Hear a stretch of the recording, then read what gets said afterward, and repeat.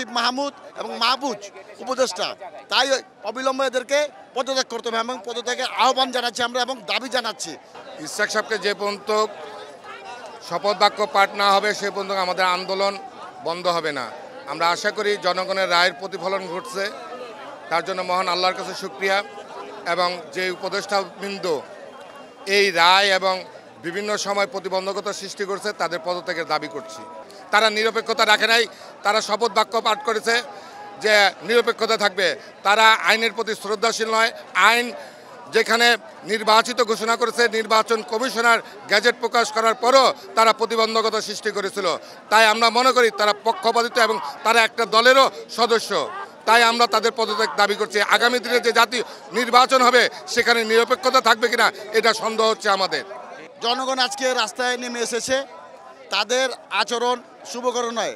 আগামী যে নির্বাচন হবে, জাতীয় সংসদ নির্বাচন হবে, আমরা যে নির্বাচন, যে ভোটের অধিকারের জন্য সারা দেশের জনগণ যে লড়াই করেছি, যুদ্ধ করেছি, সংগ্রাম করেছি, সেটা দাবি আদায়ের জন্য। কিন্তু আজকে দেখা যাচ্ছে তারা একটি সুন্দর নির্বাচনের জন্য আমরা সংগ্রাম করেছি, আজকে দেখা যাচ্ছে তারা এটাকে পাশ কাটিয়ে তারা ক্ষমতায় থাকার জন্য ফন্দি ফিকির করছে।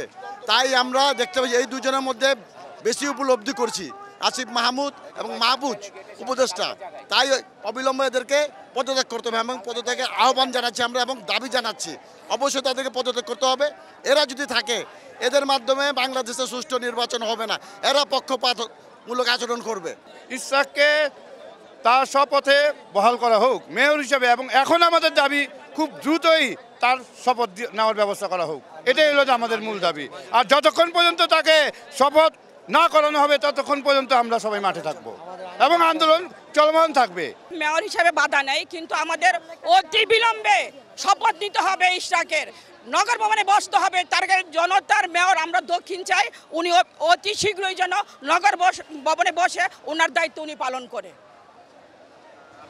দেখা যাচ্ছে যে দুই উপদেষ্টার পদত্যাগের দাবি করছেন কেউ কেউ, মানে এটা কেন?